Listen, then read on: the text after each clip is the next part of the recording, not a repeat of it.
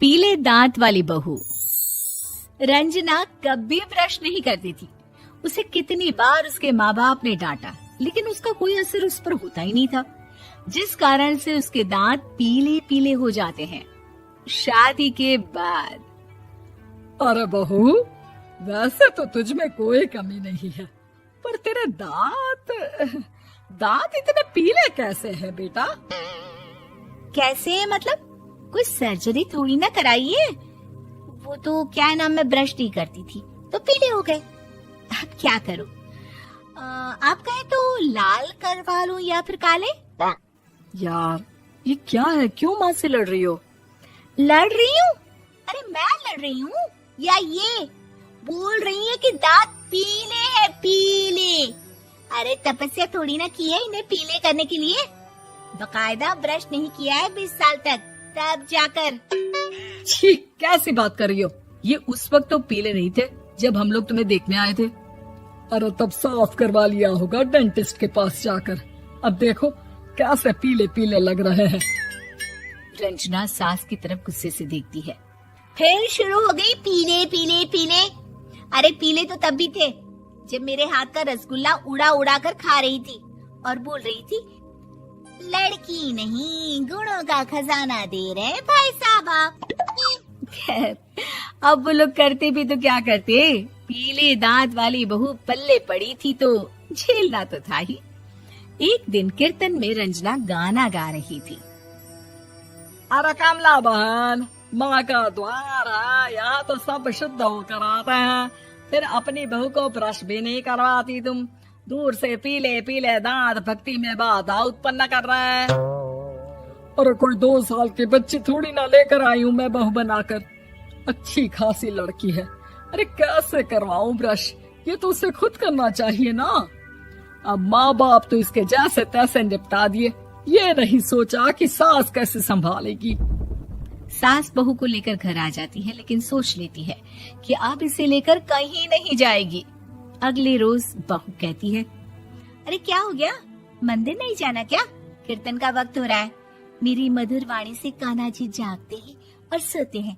आप तो जानती है ना उनकी भक्ति में कितना मन लगता है मेरा। वो क्या है ना, तबीयत ठीक नहीं लग रही है मेरी, आराम करूंगी मैं।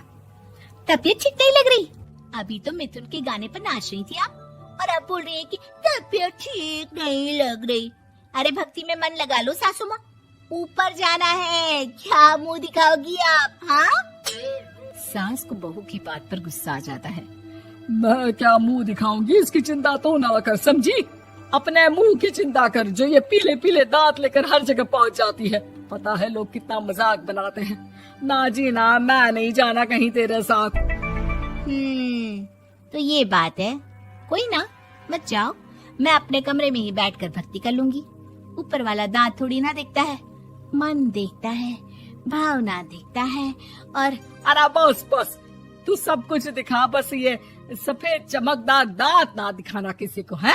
जा यहाँ से। बहू को सास की बात का कोई फर्क नहीं पड़ता, वो तो जैसी थी वैसी ही रह जाती है।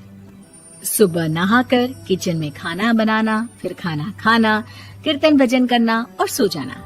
एक दिन, माँ जी मैं सहेली के घर जा रही हूँ, शाम को लेट आऊंगी। हाँ हाँ तो जाना, मैंने कौन सा तेरी आरती करनी है घर पर बैठकर। रंजना सहेली के घर जाती है, जहाँ वो पार्टी में जाने की तैयारी कर रही होती है। अरे शिखा, कहाँ जाने की तैयारी कर रही है? मैं गलत वक्त पर आ गई क्या?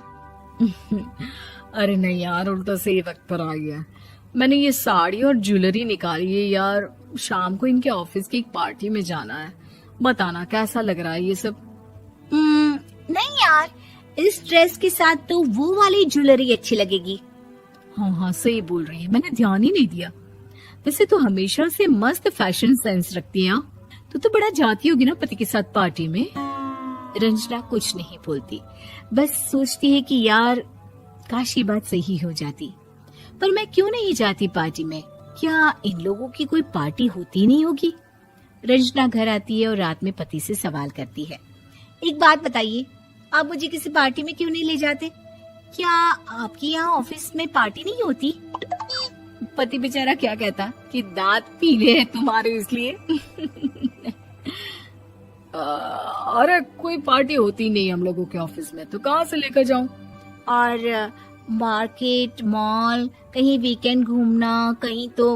अरे यार सारे हफ्ते में एक छुट्टी मिलती है, तो सोचता हूँ कि आराम ही कर लूं। क्यों? रंजना मन मार के रह जाती है। पहले कभी सास के साथ मंदिर जाया करती थी, लेकिन वो भी सास ने ले जाना बंद कर दिया। घर बैठी बैठी रंजना बोर हो जाती है। तभी उसे आइडिया आता है और वो मायके जाने का सोचती है। सासू माँ, 2 दिनों के लिए मम्मी के घर जा रही हूँ।